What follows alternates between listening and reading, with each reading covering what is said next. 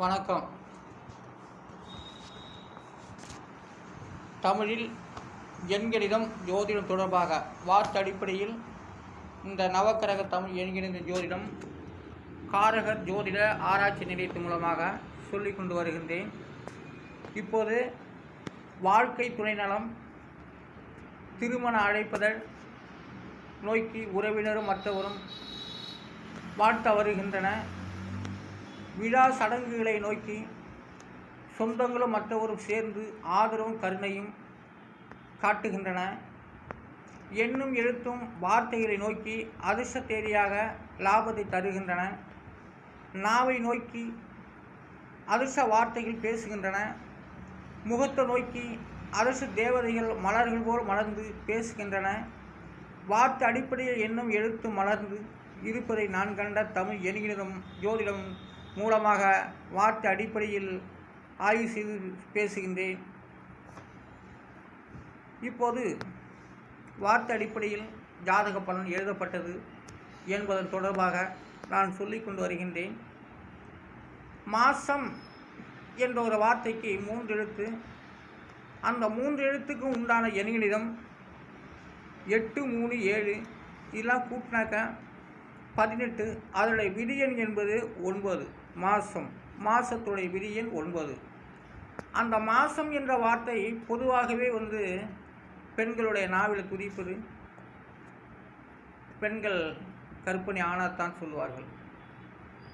ஆனால் அந்த மாசம் என்ற ஒரு வார்த்தை வளைய காப்பாகவும் குறிப்பிடலாம். ஆகையால் மாசத்துடைய விதியன் 9. மாசம் என்ற ஒரு வார்த்தை வளைய காப்பு. மாசம் என்ற ஒரு வார்த்தை பெண்கள் கற்பனையாக இருப்பது, கர்ப்பமாக இருக்கும் வார்த்தைக்கு தான் மாசம் என்று சொல்லப்படுகிறது. அந்த 12 மாதத்துக்கு கூட சரியாக சொல்ல மாட்டார்கள். ஆனால் இது டிசம்பரா, இது நவம்பரா அப்படிலாம் தான் சொல்லுவாங்க. ஆனால் மாதம் என்ற ஒரு வார்த்தை கற்பனை பெண்களுக்கு சொல்லப்பட்டது. அந்த மாதத்துடைய விதியன் என்பது 9. மழை புயல். மழை புயலுக்கு 6 எழுத்துக்கள். அந்த 6 எழுத்துக்கு உண்டான எண்கணிதம் 1, 1, 6, 2, 2, 1 இதெல்லாம் கூட்டினாக்கா 13. அதோடைய விதி என்கிறது 4. அப்போது மழை புயல் அதோடைய விதி என்பது 4வது எண்கணிதத்தில் வருகிறது. 4ஆம் இடம் தான் மழையை ஏற்படுத்தக்கூடியது. ஏற்கனவே ஒரு பதிவில் வேறு நம்பருக்கு சொல்லியிருக்கேன். ஆனாலும் இந்த மழை புயலுடைய விதி எண் 4. அடுத்ததாக பனிப்புயல். பனிப்புயலுக்கு விதி எண் 3. அதற்குரிய எண்கணிதம் 9, 1, 6, 2, 2, 1 இல்லைனா கூட்டா 21. அதோடைய விதி எண் என்பது 3. பனிப்புயல் அதோடைய விதி என்பது 3. பனிப்புயல் 3வது எண்கணிதத்தை நோக்கி வருகின்றன. வார்த்தை அடிப்படையில் தமிழ் எண் ஜோதிடம் சொல்லப்பட்டு வருகின்ற இந்த எண்கணிதம்தான். இதை நான் தனிப்பட்ட முறையில் உருவாக்கி இதை எப்படி ஆய்வு செய்ய வேண்டும் என்பதை இந்த தமிழக மக்களிடம் நான் இதை வெளிப்படுத்தி இந்த வீடியோக்கள் மூலமாகவும் யூடியூப் மூலமாக சொல்லிக் கொண்டு வருகின்றேன். அடுத்ததாக நாசா என்பது அது ஒரு விஞ்ஞான தொழிற்சாலை. நாசாவுக்கு 2 எழுத்து தான். அந்த 2 எழுத்துக்கு உண்டான எண்கணிதம் 6, 1 அதெல்லாம் கூட்டாக 7. அதோடைய விதி என்கிறது 7. நாசாவுடைய விதி எண் 7.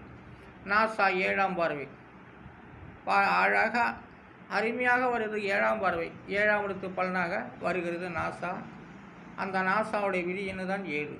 சமசப்த பார்வையில் பூலோகத்திலிருந்து சூரியன், சந்திரன், செவ்வாய் மற்றும் மண்டலங்கள்லாம் ஆய்வு செய்யக்கூடியது 7வது விதி எண் ஆகும். அந்த 7வது விதி எண்ணுத்தான் எல்லா கோள்களிலையும் 351 கோள்களையும் நட்சத்திரங்களையும் அனைத்தையும்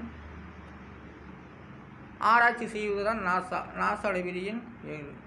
ஆனால் 351 நட்சத்திர கிரகங்களையும் ஆராய்ச்சி செய்வது நாசாவுடைய விதி எண் 7. அடுத்ததாக இஸ்ரேலுக்கு 4 எழுத்துக்கள்.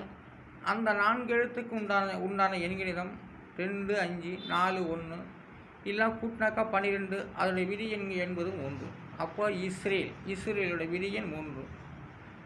ஆனால் இஸ்ரேலுடைய விதி எண் 3ஆக இருப்பதால் அந்த ரொம்ப கவனசக்தியுடன் செயல்படுத்துவது தான் 3வது விதி எண்.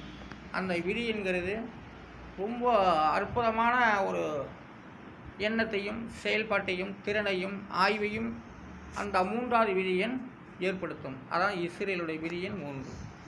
இன்றைக்கி இஸ்ரேலிலிருந்து ஹரிகோட்டாவிலிருந்து சூரியனை நோக்கி சூரியக்கோள் ஆதித்யா என்ற கோள் செல்கின்றன.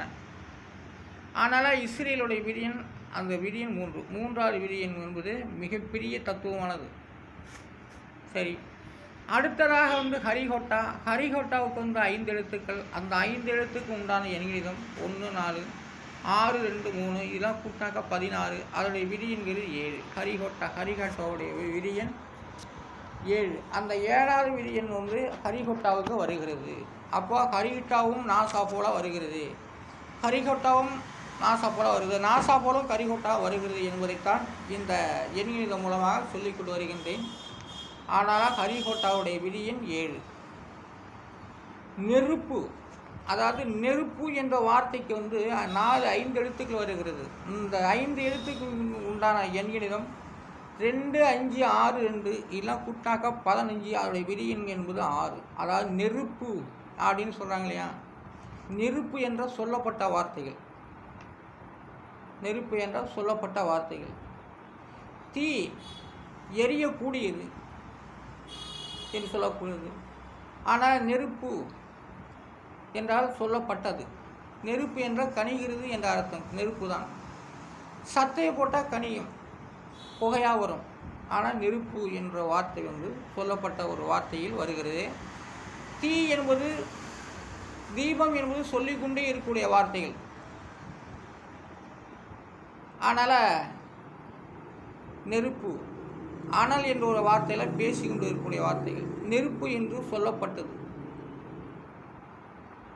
கனிகிறது என்றால் நினைத்து பார்க்கக்கூடிய தத்துவங்கள். ஆனால் நெருப்புடைய விதியன் என்பது 6. கனிகிறது 5 எழுத்துக்கள்.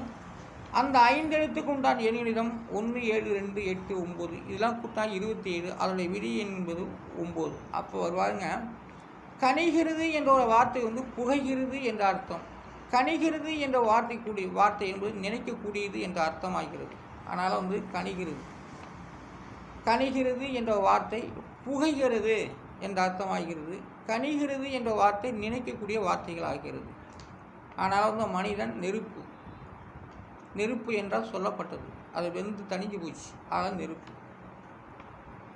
கனிகிறது என்ற வார்த்தை புகைகிறது என்ற அர்த்தமாகிறது. அதே வார்த்தை நினைக்கக்கூடியதாகவும் இருக்கின்றது. சரி, அடுத்ததாக தீ. அதோட விதியெண்ணே 6 தான். தீக்கு விதியெண்ணே 6 தான். தீ எரிகிறது, சொல்லப்படுகிறது. தீ 6வது விதியெண்ணே வருகிறது. தீ எரிகிறது, சொல்லப்படுகிறது என்ற அர்த்தம். அனல், அடுத்ததாக அனல் 3 எழுத்துக்கள். அந்த 3 எழுத்துக்கு உண்டான எண்கணிதம் 1, 9, 1 இதெல்லாம் கூட்டாக்க 11. அதனுடைய விதியன் 2. அனல், தீ கூடி எரிகிறது என்ற அர்த்தமாகிறது. வார்த்தைக்கு சொல்கிறேன். நெருப்படா அப்படிங்கிறாங்களே, அனல்டா அப்படிங்கிறாங்களா, அதான் அனலுக்கு விதியன் 2. அந்த 2வது விதியன் என்பது அனல் என்பது தீ எரியக்கூடியது, பேசிக்கொண்டே இருக்கக்கூடியது என்ற அர்த்தமாகிறது. அடுத்ததாக தங்கமயில். பாருங்கள், தங்கமயிலுக்கு விதியன் 2. அதனுடைய எண்கணிதம் 7, 8, 1, 1, 2 எல்லாம் 1 எல்லாம் கூட்டாக 20. அதனுடைய விதியன் என்பது 2. அப்போது தங்கமயிலாம் நடக்காது, அது ஒரு சிலைதான். தங்கமயில் மேலே முருகன் வர தங்க முருகன். ஆகையால் இந்த தங்கமயில் என்பது அதனுடைய விதியன் என்பது 2. தேரடி வீதி. அடுத்ததாக தேரடி வீதிக்கு விதியன் 2. ஆனால் நான் வார்த்தை அடிப்படையில் நான் சொல்லிக் கொண்டு வருகின்றேன். இந்த எண்கணிதம் நான் வார்த்தை அடிப்படையில் சொல்லிக் கொண்டு வருகின்றேன். ஆனாகவே இது தனிப்பட்ட முறையை நான் வார்த்தை அடிப்படையில் இது ஆய்வு செய்து சொல்லி வருகின்றேன். ஜாதக பலன் எப்படி எழுதப்பட்டது, எண்கணிதம் எப்படி எடுக்க வேண்டும் என்பதையெல்லாம் இந்த வீடியோக்கள் மூலமாக நான் சொல்லி உங்களிடம் நான் இதை தெரிவித்து கொண்டு வருகின்றேன்.